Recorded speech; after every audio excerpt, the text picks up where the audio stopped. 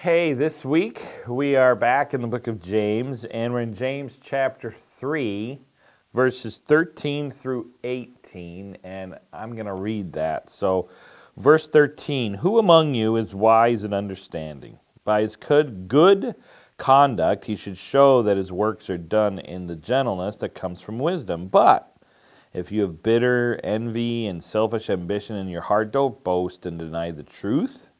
Such wisdom does not come down from above, but is earthly, unspiritual, demonic. For where there is envy and selfish ambition, there is disorder in every evil practice. But the wisdom from above is first pure, then peace-loving, gentle, compliant, full of mercy and good fruits, unwavering, without pretense, and the fruit of righteousness is sown in peace by those who cultivate peace. So previous to this verse, James is arguing, right, that we should watch our tongue, and that the tongue is this horrible vial of evil, that, the worst things come out of it. And remember, he's talking within a local church context. So James is speaking to believers who I don't think are getting along the greatest. And James is saying, you've got to watch your tongue, you've got to watch what you're saying, because it can be full of deadly poison. So to follow that up, James then says, hey, if your speech and talk can cause strife, one way to help that not to occur is to look at your heart and what your heart is saying, right? So we get at the root of it. What is your heart about, and what you are about to say is coming out of that heart. And so is it coming from a spiritual place or a demonic place? A spiritual place or a place full of the flesh? And so what I want to basically leave you with, this one thought out of 13 through 18, is this. Make sure you are living and speaking from a heart of godly wisdom, not fleshly wisdom. That's essentially what James is trying to get across. Make sure that what you're speaking and living is from a heart or a life full of godly wisdom, not fleshly wisdom.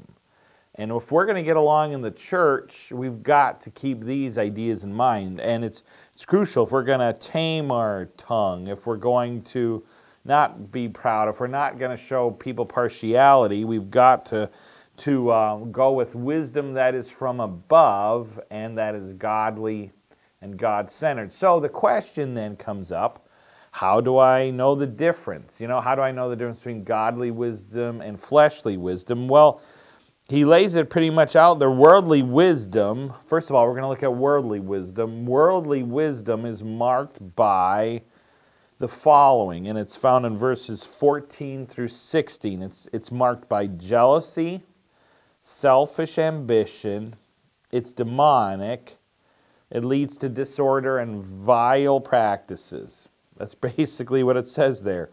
If you have bitter envy and selfish ambition, some translate it jealousy instead of bitter envy. But if you have bitter envy and jealousy or selfish ambition in your heart, such wisdom does not come from above, but is earthly and demonic. Verse 16, for where there is envy or jealousy and selfish ambition, there's going to be disorder in every vile practice. So the two things he's particularly worried about there are jealousy, envy, and selfish ambition. And James says if we're going to live spiritual lives, godly lives, your life should not be marked by these things.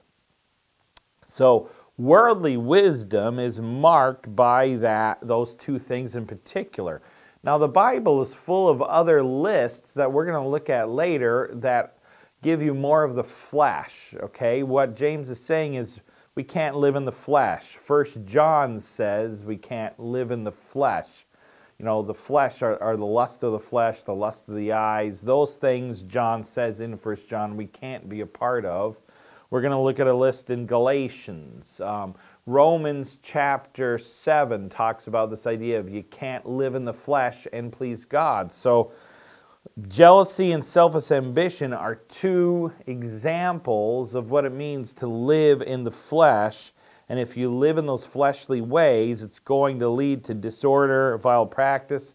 And I thought it was interesting. He calls it demonic. And remember, the church is God's bride, and Satan is doing its best to tear it down. And that's where it's under demonic attack through our own selfish, jealous ambitions. So I just think it's interesting that James is saying don't live in the flesh, but he's basically picking out two things in particular: jealousy and selfish ambition. And you can think and see how those might show up in the church. And we're going to talk about that later. So how do I know the difference? Number one, worldly wisdom is based on jealousy and selfish ambition. But secondly, spiritual wisdom, and he lists a whole host of things there. Verse 17 through 18. But the wisdom from above is first pure. It's peaceable, it's gentle, it's reasonable, it's merciful, it's spiritually fruitful.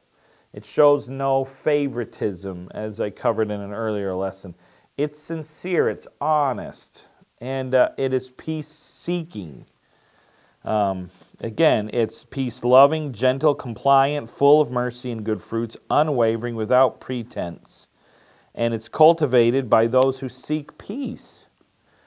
So, again, a spiritual wisdom is going to be found in people who try to get along with their brothers and sisters in the Lord, who don't try to stir up strife just for strife's sake. But me and you, can all think of times where we've all been parts of churches, or maybe even in this church where you've been to a business meeting where there's been a lot of strife that you can tell, and a lot of anger that's coming from demonic, fleshly wisdom and not spiritual wisdom, And so we may want to strive for this, but we're all human and we often fail at this. One question that I would come up with is, does this mean we should never argue in the church? If it says just to be reasonable and peaceful, those are signs of spiritual wisdom. Does this mean we should never argue or discuss or debate? Because some people don't like any type of argument, right? Some people are conflict avoiders. Any type of conflict, I'm out of here. Then you have others who are like, they look at all conflict as a competition. I want to win, I must dominate, I must destroy. And both of those are wrong approaches, okay? Because we're living together in a church body, conflict will arise. I don't think these fruits of spirituality mean you should never confront anyone. And I would say, so my question was, does this mean we should never confront or argue or have conflict in the church? And I would say no, for a couple reasons. Number one, there will be heresy that we should stand up for or that needs to be confronted. Galatians chapter 2, 11 through 14. Galatians chapter 2, 11 through 14 shows Paul standing someone to the face. It says, but when Cephas, which is Peter, came to Antioch, I opposed him to his face because he stood condemned, for he regularly ate with the Gentiles before certain men came from James. However, when they came, he withdrew and separated himself because he feared those from the circumcision party. Then the rest of the Jews joined his hypocrisy, so that even Barnabas was led astray by their hypocrisy. Verse 14 of Galatians chapter 2, but when I saw that they were deviating from the truth of the gospel, and that's when Paul confronts Peter and says, hey, you are misleading people about what the gospel is all about. And notice it says when people had come from James. So there was conflict in the early church about, hey, if you get saved, you have to keep all these sacrificial rules. You have to keep the Sabbath, all these, because a lot of the early church were Jewish and they felt they had to maintain these feast days. And Paul was like, no, in fact, my ministry is to the Gentiles. You don't even have to be circumcised to be saved. You don't have to keep all this stuff. So Paul confronted James and the others, but he confronted them from a heart of spiritual wisdom, right? In Acts chapter 15, there was the same dispute over how much should the Gentiles keep of the Jewish regulations? How much should they keep of that, or do they have to keep any of it at all? And there was a huge debate on it in the church. And so they had this disagreement, and so they met as the church back then, as the council, the Jerusalem council, to debate this. And James 15, verse 6, the apostles and the elders gathered to consider this matter after there had been much debate. And you see that word quite a bit, you know.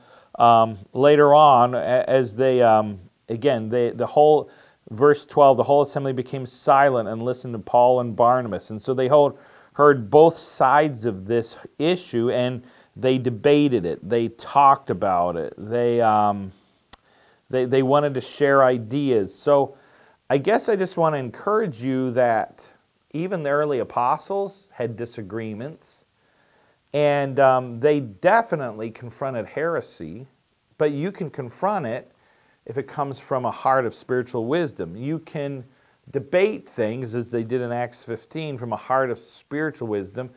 They weren't debating these things because they wanted to be right or selfish ambition. I want to be the ruling, authority on this. I want to dominate and win. Or jealousy, oh, Paul is getting too successful, and they had this big argument in the Jerusalem Council. It wasn't from that. No, it was from what James said, the proper spiritual wisdom, which was pure, peaceable, gentle, merciful.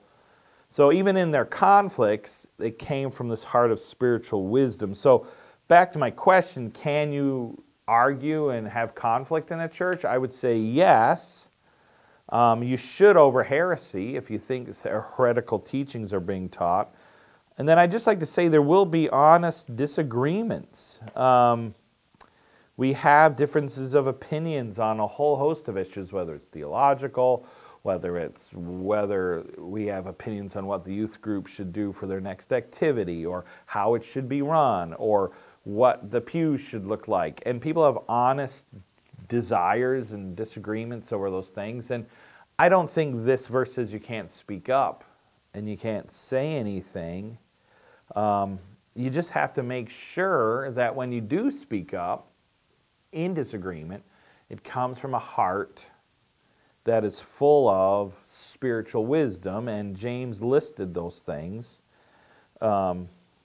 Here's our practical thing. Galatians 5:19 through 21 says, hey, the works of the flesh are evident. So if you do speak up about something else that's not theological, but you just have a strong opinion on how the church should spend its money, I don't think you should stay silent, but you should make sure that what you say does not come from it says the works of the flesh are evident: sexual immorality, impurity, sensuality, idolatry, sorcery, enmity, strife, jealousy, fits of anger, rivalries, dissensions, divisions, envy, drunkenness, orgies, and things like these. I warn you, as I warned you before, that those who do such things will not inherit the kingdom of God. And so Galatians 5:19 through 21 shares a vice list. These are things that are evident that you're coming from this place of fleshly wisdom.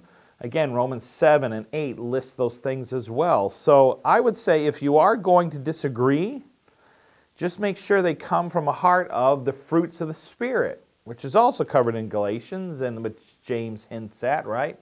The fruits of the Spirit are love, joy, peace, long-suffering, gentleness. Those things that Galatians lists out, make sure that when you do disagree, that they come from that spiritual wisdom, which comes from fruits of the Spirit, which is the evidence of the Holy Spirit working in your life.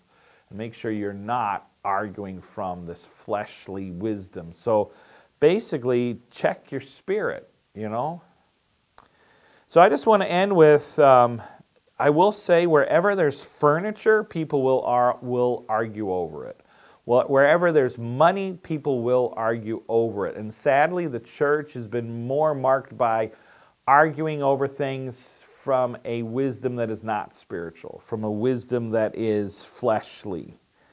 And I just want to encourage you, and James encourages you here in James chapter 3, 13 through 18, that when you do have disagreements, when you do have to use the tongue, when you do speak up, make sure your words come from a heart of spiritual wisdom, which is from above, and it's marked by those things James listed, and make sure that they're not from a heart of selfish ambition or jealousy.